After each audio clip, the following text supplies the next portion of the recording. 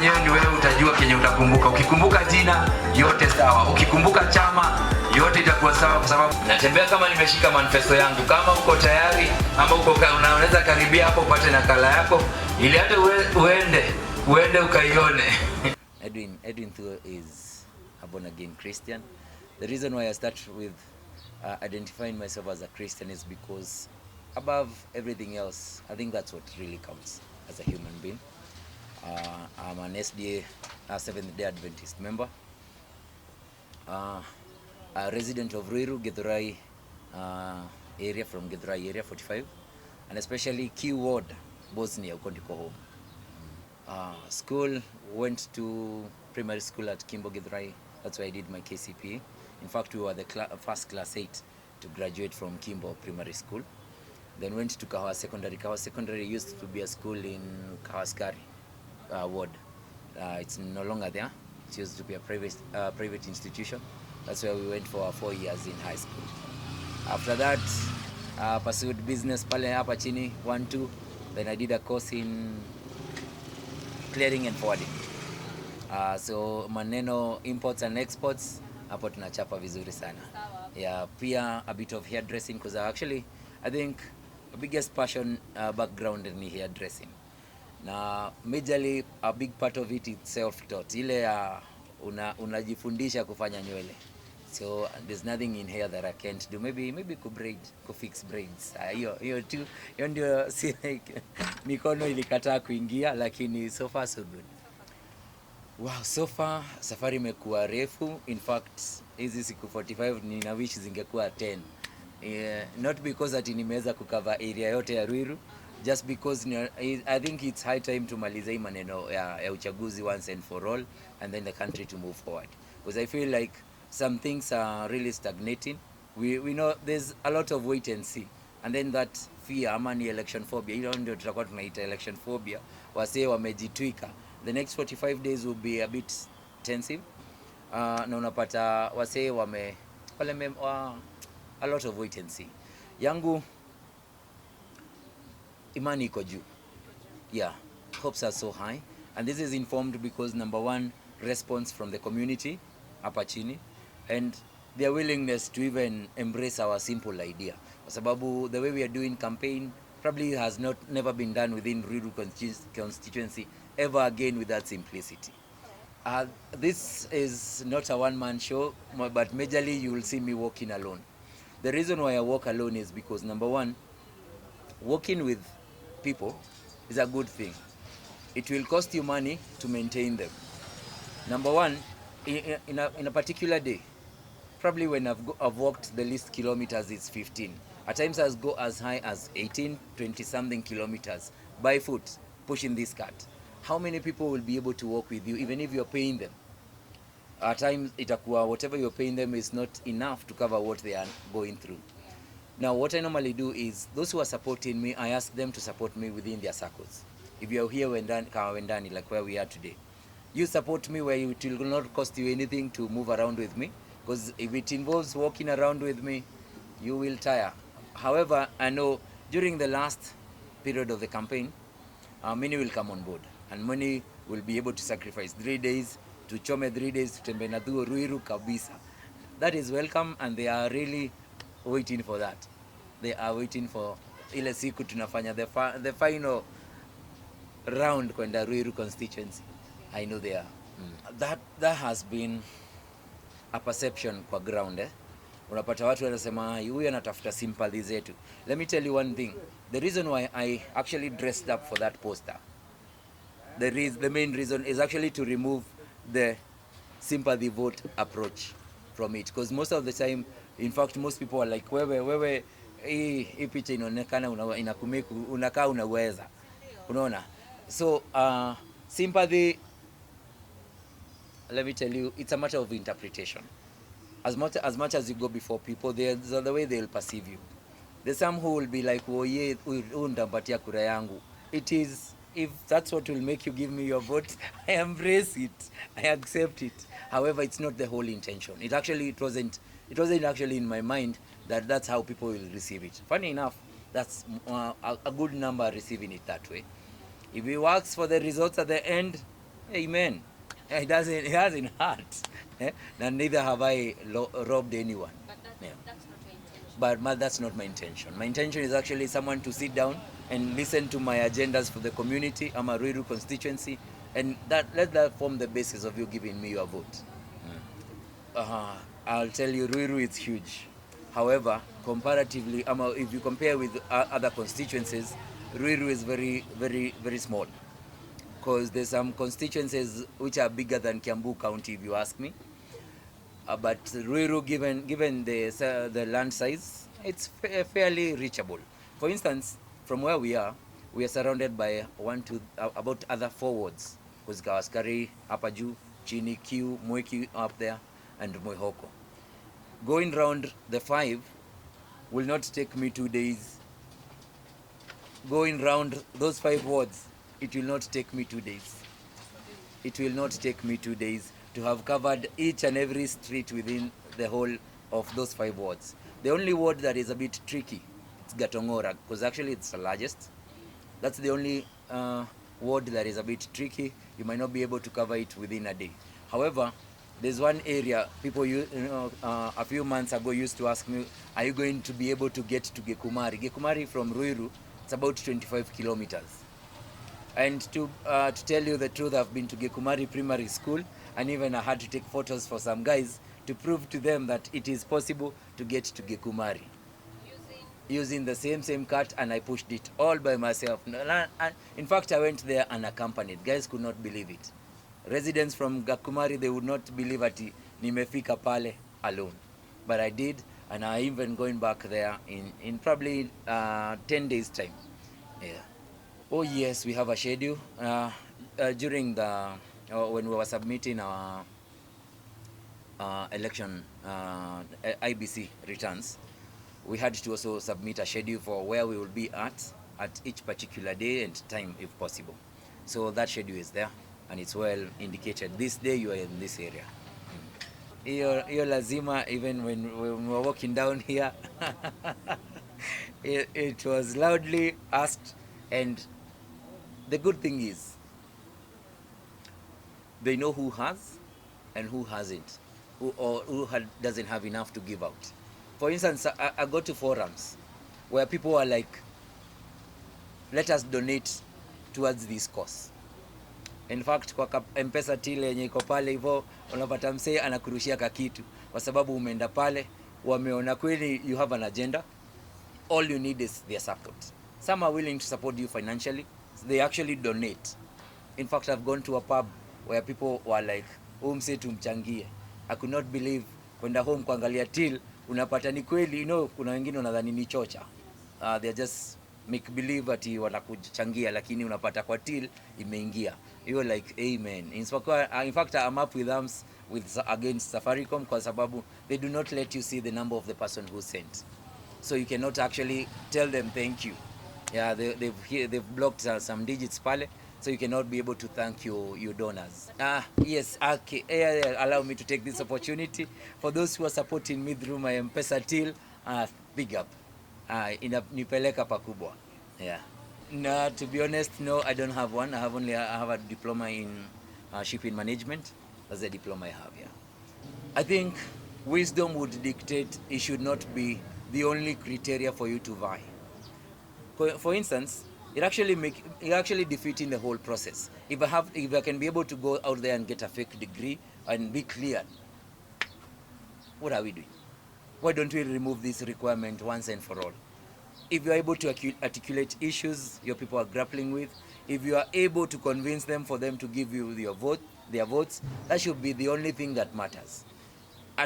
Even if, for instance, a governor going in, you have your technocrats who are working under you. In fact, your role, you're just a supervisor. Your role, you're just the head honcho. That's it. That's the far you go. You call shots, ndiyo, lakini other people make those things happen. They will always guide you. You have your panel of advisors. You cannot go wrong. You cannot go rogue. Lakini requirement ya degree, hii watatoa. Hii hakuna haja.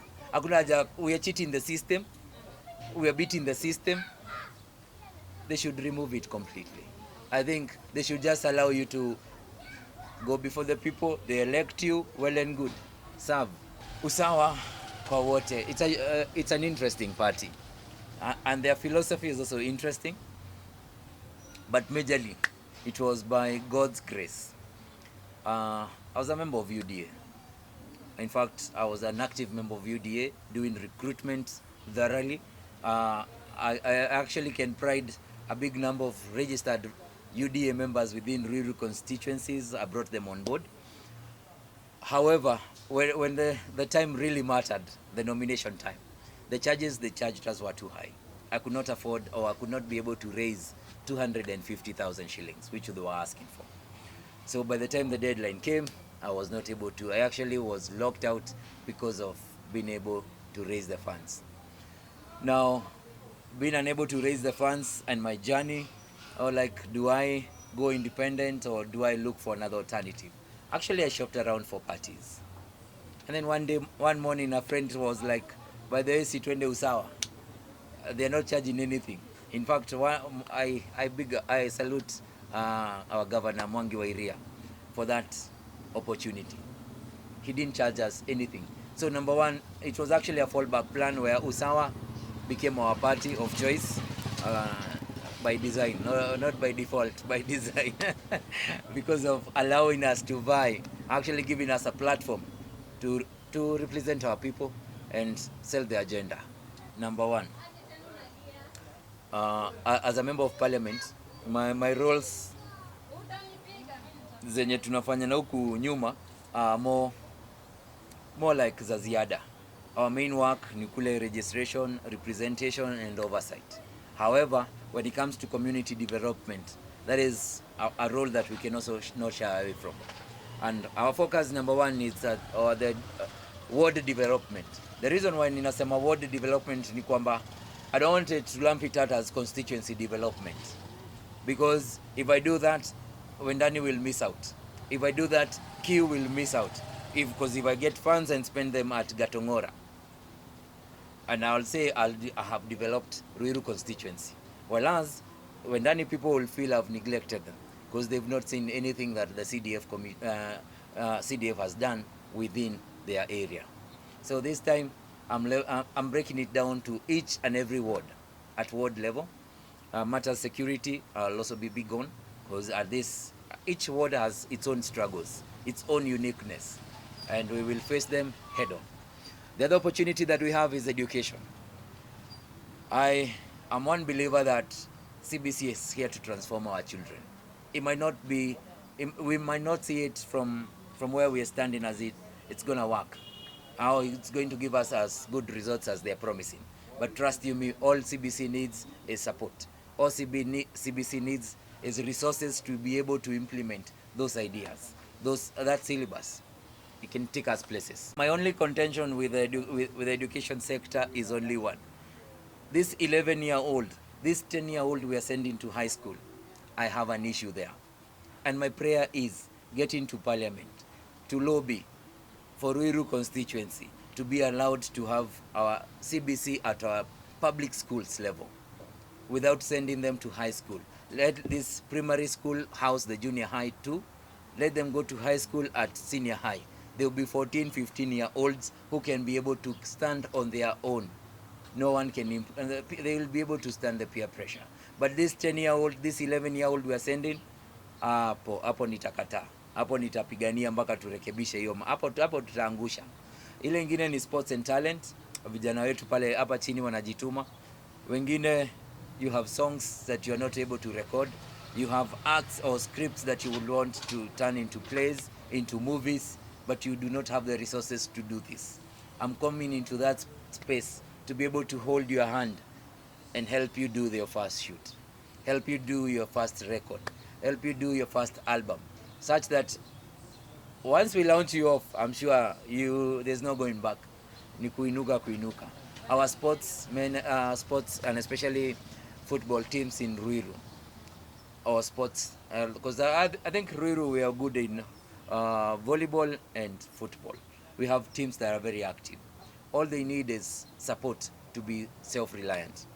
They go for matches out there, but they have to depend on donations to be able to go to the next game. As a leader, I think within the next 5 years, if I do not support them to have their own income generating activity, so that they can be able to support themselves, I'll have failed. I'll have failed because number one, I have left them where I found them. I've not helped them in any way. Kuwapatia uniform, kuwapatia balls, these are things you can afford. What we need is to take you to the next level, and I'm willing to be that person who takes you to that level. The other agenda I have is I'll establish an office or a ward resource center within each and every ward within Ruiru. This resource center is to disseminate information and opportunities that come by. An area whereby we can meet with my residents and my constituents and sit down and discuss issues that are affecting their area. The other bit within the manifesto is the environment. And this is where I'll probably, this will set me apart from my opponents. They've had their chance. We have the first, the second MP, Member of Parliament for Ruiru, and there's one thing I ask them. What have they done for the environment for those 5 years they've served? They will tell you so many imaginary things. Kwa sababu ukienda kwa ground, vitu ni tofauti. We're still struggling with garbage collection within our areas. Yet, CDF unakubaliwa kutumia anything from 2% of your fund for environmental initiatives. Yangu nitafocus na moja, clean up area yetu. If it's garbage collection, we will empower our youths wapate resources za collect garbage thoroughly. In fact, if this will not be the cleanest constituency, nitakuwa nimefail. In fact, to lift our standard hapa chini, it starts from simple things. Venye tunajipanga.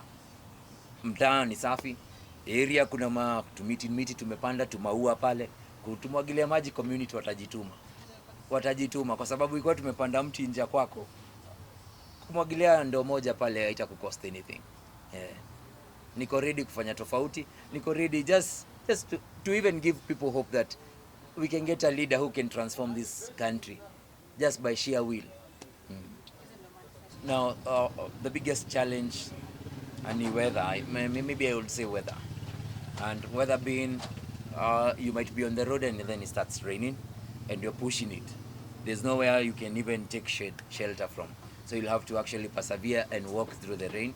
The other bit, and especially right now when you hook up equipment, the worst would be kunyeshewa kuwa na equipment. So unatumia polythene paper to cover your items such that hata ikinyesha they will not get water contact. Na unaomba tu isikuwe too heavy tena, mpaka ita overwhelm the shelter that the polythene that you're using. The other challenge I would call it time, because pushing this cart from Githurai to Ruiru will take you anything between 1.5 and 2 hours and a half, and especially if you making stops, it will take you longer.